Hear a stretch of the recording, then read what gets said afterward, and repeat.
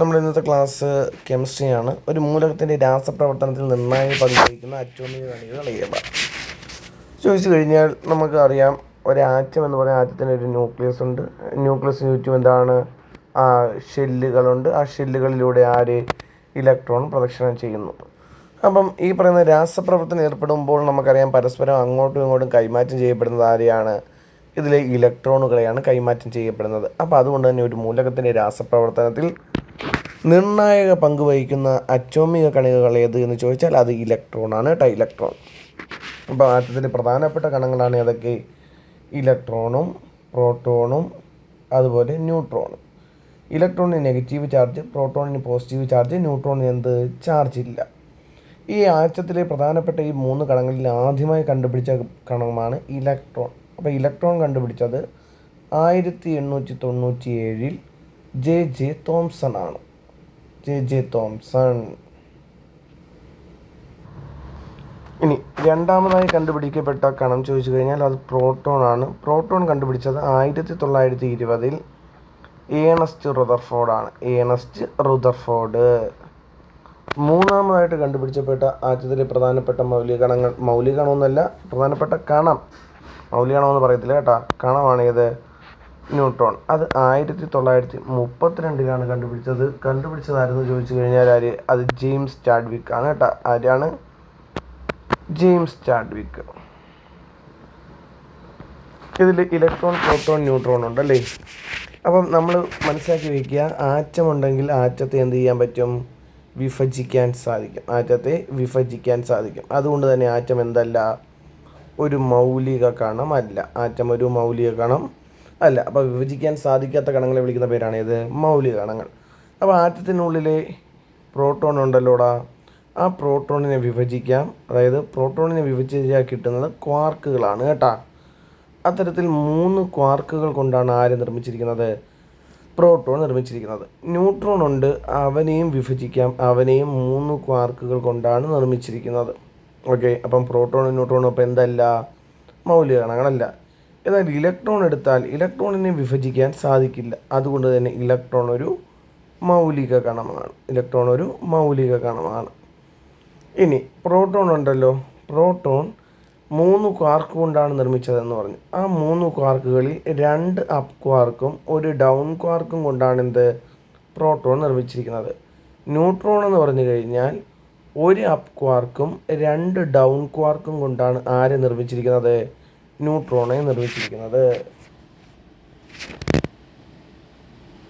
ഓക്കെയാണേ. അപ്പം നമ്മളെടുത്ത് ചോദിക്കുന്ന ക്വസ്റ്റ്യനുകളിൽ ഇനി ഇതിൽ പ്രോട്ടോൺ. അപ്പം ഒരാറ്റം ഏത് എന്ന് നിർണ്ണയിക്കുന്ന കണമാണ് ഏത്? പ്രോട്ടോൺ കേട്ടോ. ഒരാറ്റം ഏത് എന്ന് നിർണ്ണയിക്കുന്ന കണം ചോദിച്ചാൽ ഏതാണ്? ഏത് എന്ന് നിർണ്ണയിക്കുന്ന കണമാണ് ഏത്? പ്രോട്ടോൺ. അതുകൊണ്ട് തന്നെ ഒരാറ്റത്തിൻ്റെ ഐഡൻറ്റിറ്റി കാർഡ് അല്ല എങ്കിൽ ഒരാറ്റത്തിൻ്റെ ഫിംഗർ പ്രിൻറ്റ് എന്നിങ്ങനെ അറിയപ്പെടുന്ന ആരെന്ന് ചോദിച്ചാൽ ആരാണ്? അത് പ്രോട്ടോണിനെയാണ് ഒരാറ്റത്തിൻ്റെ ഐഡൻറ്റിറ്റി കാർഡ് എന്നും ഫിംഗർ പ്രിൻ്റ് എന്നും അറിയപ്പെടുന്നത്. ഇതിൽ പ്രോട്ടോണും ന്യൂട്രോണും കാണപ്പെടുന്നത് ആറ്റത്തിൻ്റെ കേന്ദ്രഭാഗമായി എവിടെയാണ്? ന്യൂക്ലിയസിനുള്ളിലാണ്. ഓക്കെയാണേ. ആറ്റത്തിനുള്ളിലെ കേന്ദ്രഭാഗമായിട്ടുള്ള ന്യൂക്ലിയസിലാണ് പ്രോട്ടോണിനെയും ന്യൂട്രോണിനെയും കാണപ്പെടുന്നത്. ഈ പറയുന്ന ന്യൂക്ലിയസിൻ്റെ ചാർജ് ചോദിച്ചു കഴിഞ്ഞാൽ ന്യൂക്ലിയസിനകത്ത് പ്രോട്ടോണും ന്യൂട്രോണും ആണല്ല. ന്യൂട്രോണിന് ചാർജ് ഇല്ല എന്ന് പറഞ്ഞാൽ പ്രോട്ടോണിന് പോസിറ്റീവ് ചാർജാണ്. അതുകൊണ്ട് തന്നെ ന്യൂക്ലിയസിൻ്റെ ചാർജ് ചോദിച്ചാൽ അത് പോസിറ്റീവാണ് കേട്ടോ. ന്യൂക്ലിയസിൻ്റെ ചാർജ് ചോദിച്ചാൽ അത് പോസിറ്റീവാണ്. ഇനി ആറ്റത്തിൻ്റെ ചാർജ് ചോദിച്ചാൽ ആറ്റത്തിന് ചാർജ് ഇല്ല കേട്ടോ. ആറ്റം വൈദ്യുതപരമായി നിർവീര്യമാണ്. ഓക്കെയാണേ. അടുത്ത ക്വസ്റ്റ്യനാണ്, കെ ഷെല്ലിൽ ഉൾക്കൊള്ളാവുന്ന പരമാവധി ഇലക്ട്രോണുകളുടെ എണ്ണം. അപ്പോൾ എന്താണ് ഷെല്ലെന്ന് പറഞ്ഞാൽ, അപ്പം ഈ പറയുന്ന ന്യൂക്ലിയസിന് ചുറ്റും ഇലക്ട്രോണുകൾ പ്രദക്ഷിണം ചെയ്യുന്ന ഒരു സഞ്ചാരപാതയാണ് നമ്മൾ ഓർബിറ്റ് അല്ല എങ്കിൽ ഷെല്ലെന്ന് വിളിക്കും. ഓക്കെ. ഓർബിറ്റ് അല്ലെങ്കിൽ എന്തെന്ന് വിളിക്കും? ഷെല്ലെന്ന് വിളിക്കും. നീൽസ് ബോർ എന്ന് കേട്ടിട്ടുണ്ടല്ലോ. നീൽസ് ബോർ 1913 അദ്ദേഹത്തിൻ്റെ ആറ്റം മാതൃക പ്രസ്താവിച്ചു. ഈ ആറ്റം മാതൃകയിലാണ് ഷെല്ലുകളെക്കുറിച്ച് എന്താണ് പറയുന്നത്? ഈ പറയുന്ന ആറ്റം മാതൃകയിൽ പറയുന്നുണ്ട്, ഇലക്ട്രോണുകൾ ന്യൂക്ലിയസിന് ചുറ്റും ഒരു നിശ്ചിത ഓർബിറ്റിൽ പ്രദക്ഷിണം ചെയ്യുന്നു എന്നാണ് പറഞ്ഞത്?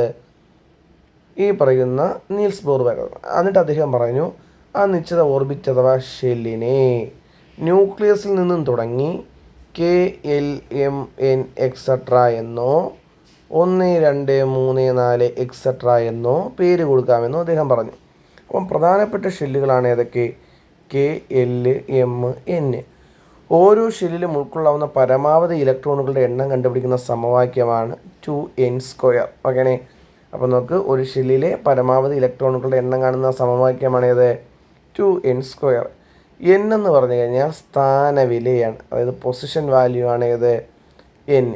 അപ്പം നോക്കടാ, ന്യൂക്ലിയസിനോട് ഏറ്റവും അടുത്തത് K ആണല്ലേ. അപ്പം Kയുടെ പൊസിഷൻ 1ാമത്, K കഴിഞ്ഞിട്ടാണ് L 2ാമത്തത്, M 3ാമത്തെ ഷെല്ല്, N 4ാമത്തെ ഷെല്ല്. അപ്പോൾ ഇവിടെ 2n², അതിൽ 2 ഗുണം 1² ഉത്തരം എത്ര? 2. അപ്പം കെയിൽ ഉൾക്കൊള്ളുന്നത് 2. എല്ലാം എത്ര? 2 ഗുണം 2². ഇപ്പോൾ 2² 4, 4 ഗുണം 2 8. ഇവിടെ 2 ഗുണം എത്ര? 3², 9, 9 ഗുണം 2 എത്ര? 18. ഇവിടെ 2 ഗുണം 4², 4² 16, 16 ഗുണം 2 എത്ര? 32. അപ്പോൾ ഇങ്ങനെയാണ് എന്ത്? ഓരോ ഷെല്ലിലും ഉൾക്കൊള്ളാവുന്ന പരമാവധി ഇലക്ട്രോണുകളുടെ എണ്ണം. അപ്പോൾ നമ്മളിത് K ഷെല്ലിൽ ചോദിക്കുന്നത്, K ഷെല്ലിലെ പരമാവധി ഇലക്ട്രോണുകളുടെ എണ്ണം എത്ര? അത് ഉത്തരം 2 ആണ് കേട്ടോ. ഇനി 8 ഏതിലെന്ന് ചോദിച്ചാൽ L ഷെല്ലിലാണ് 8. 18 ഏതിലെന്ന് ചോദിച്ചാൽ ഏതാണ്? M ഷെല്ലിലാണ് 18. 32 ഏതിലാണ്? N ഷെല്ലിലാണ് ഏത്? 32 വരുന്നത്. അടുത്ത ക്വസ്റ്റ്യനാണ്, ആവർത്തന പട്ടികയുടെ പിതാവ് മെൻഡലീഫാണ്. എന്നാൽ ആധുനിക ആവർത്തന പട്ടികയുടെ പിതാവ് മോസ്ലിയാണ്. ഓക്കെയാണ്. അപ്പോൾ ഈ പറഞ്ഞ 2 പ്രസ്താവനകളും എന്താണ്? ശരിയാണ്. അപ്പോൾ ആവർത്തന പട്ടികയുടെ പിതാവ് ചോദിച്ചാൽ ആര്? അത് മെൻഡലീഫാണ്. ആധുനിക ആവർത്തന പട്ടികയുടെ പിതാവ് ചോദിച്ചാൽ ആര്? ഹെൻറി മോസ്ലിയാണ്. അപ്പോൾ മെൻഡലീഫ് ഉണ്ടല്ലോ, മെൻഡലീഫ് ഈ പറയുന്ന മൂലകങ്ങളെ വർഗീകരിച്ചത് അറ്റോമിക മാസിൻ്റെ അടിസ്ഥാനത്തിലാണ്. അതായത് അറ്റോമിക മാസിൻ്റെ ആരോഹണ ക്രമത്തിലാണ് എന്ത് ചെയ്തത്? മെൻഡലീഫ്, ദിമിത്രി ഇവാനോവിച്ച് മെൻഡലീഫ് മൂലകങ്ങളെ ക്രമീകരിച്ചത്. ഹെൻറി മോസ്ലി ഉണ്ടല്ലോ, ഹെൻറി മോസ്ലി എക്സ്റേ ഡിഫ്രാക്ഷൻ എന്ന് പറയുന്ന ഒരു പരീക്ഷണം നടത്തി. ഓക്കെയാണേ. അപ്പോൾ എക്സ്റേ ഡിഫ്രാക്ഷൻ എന്ന പരീക്ഷണത്തിലൂടെ ഇദ്ദേഹം മൂലകങ്ങളുടെ എന്ത് കണ്ടുപിടിച്ചു? അറ്റോമിക നമ്പർ കണ്ടുപിടിച്ചു. മൂലകങ്ങളുടെ അറ്റോമിക നമ്പർ കണ്ടുപിടിച്ചു. അതിന് പ്രകാരം അദ്ദേഹം അറ്റോമിക നമ്പറുകളെ അടിസ്ഥാനപ്പെടുത്തിയാണ് എന്ത് ചെയ്തത്? മൂലകങ്ങളെ വർഗീകരിച്ചത് കേട്ടോ. അപ്പോൾ ഒന്നാമത്തെ ക്വസ്റ്റ്യൻ ആൻസർ കിട്ടിയല്ല. അപ്പോൾ അവിടെ വീണ്ടും ഇതേ ക്വസ്റ്റ്യൻ ആവർത്തിച്ചിട്ടുണ്ട്. മെൻഡലീഫിൻ്റെ ആവർത്തന പട്ടികയിൽ മൂലകങ്ങളെ ക്രമീകരിച്ചിരിക്കുന്നത്. അപ്പോൾ മെൻഡലീഫ് അല്ലേ ആവർത്തന പട്ടികയുടെ പിതാവ്? ആദ്യം മാസാണ്, പിന്നീടാണ് നമ്പർ. അപ്പോൾ എന്താണ്? അറ്റോമിക മാസിൻ്റെ അവരോഹണ ക്രമത്തിൽ കണ്ട, അറ്റോമിക നമ്പറിൻ്റെ ആരോഹണ ക്രമത്തിൽ, അറ്റോമിക മാസിൻ്റെ ആരോഹണ ക്രമത്തിൽ. ഏതാണ് ആൻസർ? സി ആണ് ആൻസർ കേട്ടോ.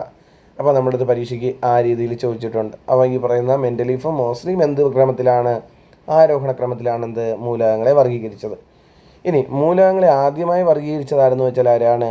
അത് ലാവോസിയാണ് കേട്ടോ. മൂലകങ്ങളെ ആദ്യമായി വർഗീകരിച്ചതാരെന്ന് വെച്ചാൽ ആര്? അത് ലാവോസിയാണ്. അദ്ദേഹം ലോഹമെന്നും അലോഹമെന്നും പറഞ്ഞാണ് എന്ത്? മൂലകങ്ങളെ ആദ്യമായി വർഗീകരിച്ചത്. ഇനി മൂലകങ്ങളുടെ മറ്റൊരു വർഗീകരണമാണ് ത്രികങ്ങൾ അഥവാ ട്രയഡ്സ് എന്ന് പറയും. ത്രികങ്ങൾ അഥവാ ട്രയഡ്സ്. ഈ ത്രികങ്ങൾ അഥവാ ട്രയഡ്സ് എന്ന വർഗീകരണം കൊണ്ടുവന്നത് ഡോബറൈനറാണ് കേട്ടോ. ആരാണെന്ന് വെച്ചാൽ ആരാണ്? ഡോബറൈനർ. Okay, Dobereiner. ഇനി മറ്റൊരു വർഗീകരണമാണ് അഷ്ടക നിയമം അല്ലെങ്കിൽ അഷ്ടമ നിയമം എന്ന് പറയും കേട്ടോ. അഷ്ടക നിയമം അല്ലെങ്കിൽ അഷ്ടമ നിയമം. ഇത് കൊണ്ടുവന്നത് ആരെന്ന് ചോദിച്ചു കഴിഞ്ഞാൽ അത് ന്യൂലാൻഡ്സ് ആണ്. ആരാണ്? ന്യൂലാൻഡ്സ്. ഇദ്ദേഹത്തിൻ്റെ യഥാർത്ഥ നാമം ചോദിച്ചു കഴിഞ്ഞാൽ ജോൺ അലക്സാണ്ടർ ന്യൂലാൻഡ്സ് എന്നാണ് എന്ത്? ഇദ്ദേഹത്തിൻ്റെ യഥാർത്ഥ നാമം കേട്ടോ. ഓക്കെയാണേ. അപ്പോൾ ഇതാണ് പ്രധാനപ്പെട്ട വർഗീകരണം. എന്താണ് നമ്മൾ സ്ഥിരം PSC ചോദിക്കുന്നത്. ഇനി അടുത്തതാണ് PSCയുടെ ഇഷ്ടചോദ്യങ്ങളിലൊന്ന് ഹൈഡ്രജനാണ്. അപ്പോൾ ഒന്നാമത്തെ ക്വസ്റ്റ്യൻ നോക്ക്. താഴെ തന്നിരിക്കുന്ന പ്രസ്താവനകൾ ഏത് മൂലകത്തെ സൂചിപ്പിക്കുന്നു? ന്യൂട്രോൺ കാണപ്പെടുന്നില്ല. മാസ് നമ്പർ 1 ആണ്. ഹെൻറി കാവൻഡിഷ് കണ്ടെത്തി. ഓക്കെ, ഉത്തരം ഏത്? ഹൈഡ്രജനാണ്. ഇനി അടുത്തത്, ഭാവിയിലെ ഇന്ധനം എന്നറിയപ്പെടുന്നത് ആരെ? ഉത്തരം ആരാണ്? ഹൈഡ്രജനാണ്. അടുത്ത മൂന്നാമത്തെ ക്വസ്റ്റ്യനാണ്, ഹൈഡ്രജൻ എന്ന പദത്തിൻ്റെ അർത്ഥം. അത് ജലം ഉൽപ്പാദിപ്പിക്കുന്നത് എന്നതാണ് ഏത്? ഹൈഡ്രജൻ എന്ന് പറയുന്ന പദത്തിൻ്റെ അർത്ഥം. ഇനി അടുത്ത ക്വസ്റ്റ്യൻ നോക്ക്. താഴെ പറയുന്നവയിൽ കത്തുന്ന വാതകം ഏത്? കത്തുന്ന വാതകം ചോദിച്ചാൽ ഏത്? അത് ഹൈഡ്രജനാണ്. ഏത്? കത്തുന്ന വാതകം. ഓക്കെ, അപ്പം കത്തുന്ന വാതകം ഏത്? അത് ഹൈഡ്രജനാണ്. അപ്പോൾ ഓക്സിജൻ ആര്? അത് കത്താൻ സഹായിക്കുന്ന വാതകമാണ്. അതായത് ഓക്സിജൻ കേട്ടാ. കത്താൻ സഹായിക്കുന്ന വാതകം ചോദിച്ചാൽ ഏത്? അത് ഓക്സിജനാണ്. നൈട്രജൻ ചോദിച്ചാൽ എന്താണ്? അത് കത്തുന്നത് നിയന്ത്രിക്കുന്ന വാതകമാണ്. ഏത്? നൈട്രജൻ. കത്തുന്നത് നിയന്ത്രിക്കുന്ന വാതകം ചോദിച്ചാൽ ഏത്? നിയന്ത്രിക്കുന്ന വാതകം നൈട്രജനാണ്. ഇനി തീ അണയ്ക്കാൻ നമ്മൾ സാധാരണ ഉപയോഗിക്കുന്ന വാതകമാണ് ഏത്? അത് കാർബൺ ഡൈ ഓക്സൈഡ് ആണ് കേട്ടോ. Carbon dioxide. അപ്പോൾ നമുക്കിവിടെ ഹൈഡ്രജനുമായി ബന്ധപ്പെട്ടല്ലേ ചോദിച്ചത്. അപ്പോൾ ഹൈഡ്രജൻ എന്ന വാക്കിൻ്റെ അർത്ഥം ചോദിച്ചിട്ടുണ്ടല്ലേ. ഹൈഡ്രജൻ എന്ന വാക്കിൻ്റെ അർത്ഥം ജലം ഉൽപ്പാദിപ്പിക്കുന്നത് എന്നാണ്. അപ്പം ഹൈഡ്രോജനസ് എന്ന് പറയുന്ന പദത്തിൽ നിന്നാണ് എന്ത്? ഹൈഡ്രജൻ എന്ന പദമുണ്ടായത്. ഹൈഡ്രോജനസ് എന്ന് പറയുന്ന പദത്തിൽ നിന്നാണ്. ഓക്കേണേ. ഹൈഡ്രജൻ്റെ അറ്റോമിക നമ്പർ ചോദിച്ചാൽ ഹൈഡ്രജൻ്റെ അറ്റോമിക നമ്പർ 1 ഓക്കേണേ. മാസ് നമ്പർ ചോദിച്ചാലും എത്ര തന്നെയാണ്? 1. അറ്റോമിക നമ്പർ 1, മാസ് നമ്പർ 1. പ്രപഞ്ചമുണ്ടല്ലോ, പ്രപഞ്ചത്തിൽ ഏറ്റവും കൂടുതൽ കാണപ്പെടുന്ന മൂലകം ചോദിച്ചാൽ ഏത്? അത് ഹൈഡ്രജനാണ് കേട്ടോ. പ്രപഞ്ചത്തിൽ ഏറ്റവും കൂടുതൽ കാണപ്പെടുന്ന മൂലകം ചോദിച്ചാൽ ഏതാണ്? അത് ഹൈഡ്രജനാണ്. അതുകൂടാതെ സാന്ദ്രത കുറഞ്ഞ മൂലകമാണ് ഏത്? ഹൈഡ്രജൻ. സാന്ദ്രത കുറഞ്ഞ മൂലകമാണേത്? ഹൈഡ്രജനാണ്. ഹൈഡ്രജന് എന്തില്ല? ന്യൂട്രോൺ ഇല്ല. ഓക്കെയാണ്. ആരില്ല? ന്യൂട്രോൺ ഇല്ല. അപ്പോൾ ഹൈഡ്രജൻ്റെ ഐസോട്ടോപ്പുകളാണ് പ്രോട്ടോൺ. അതായത് ഹൈഡ്രജൻ്റെ ഐസോട്ടോപ്പുകൾ പ്രോട്ടിയം, ഡ്യൂട്ടീരിയം, ട്രിഷിയം. ഓക്കെ. ഇത് മൂന്നുമാണ് എന്ത്? ഹൈഡ്രജൻ്റെ ഐസോട്ടോപ്പുകൾ. അപ്പോൾ ഐസോട്ടോപ്പ് എന്ന് പറഞ്ഞു കഴിഞ്ഞാൽ തന്നെ നമുക്കറിയാം ഒരേ അറ്റോമിക നമ്പരും വ്യത്യസ്ത മാസ് നമ്പരുമുള്ളവയാണ് എന്ത്? ഐസോട്ടോപ്പുകൾ. അപ്പം ഹൈഡ്രജൻ അറ്റോമിക നമ്പരെല്ലാം സെയിം ആണ്. ഓക്കെ. ഇവൻ്റെ മാസ് നമ്പർ 1, ഇവൻ്റെ മാസ് നമ്പർ 2, ഇവൻ്റെ മാസ് നമ്പർ 3. അപ്പോൾ ഇവനെ വിളിക്കുന്ന പേരാണ് ഏത്? പ്രോട്ടിയം.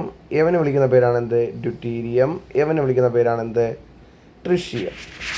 അപ്പോൾ ഇവിടെ നോക്കടാ, ഈ പറയുന്ന പ്രോട്ടിയം, അപ്പോൾ അവൻ്റെ മാസ് നമ്പർ 1, അവൻ്റെ അറ്റോമിക നമ്പർ 1. അപ്പം മുകളിൽ എഴുതുന്നതാണ് മാസ് നമ്പർ, താഴെ എഴുതുന്നതാണ് ഏത്? അറ്റോമിക നമ്പർ. ഈ മാസ് നമ്പറിൽ നിന്ന് അറ്റോമിക നമ്പർ കുറച്ചാൽ നമുക്ക് ന്യൂട്രോണിൻ്റെ എണ്ണം കിട്ടും കേട്ടാ. 1 - 1 0 ന്യൂട്രോൺ. അപ്പോൾ ഒന്നാമത്തേൽ 0 ന്യൂട്രോൺ. അപ്പോൾ ഹൈഡ്രജൻ്റെ പ്രോട്ടിയം എന്ന് പറയുന്ന ഐസോട്ടോപ്പിലെ ന്യൂട്രോണിൻ്റെ എണ്ണം 0.